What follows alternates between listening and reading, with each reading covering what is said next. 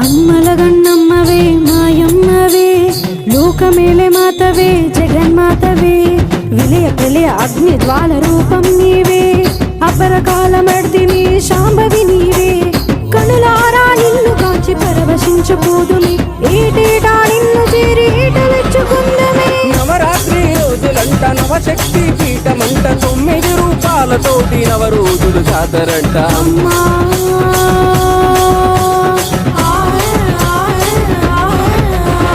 అమ్మల గన్నమ్మవే మాయమ్మవే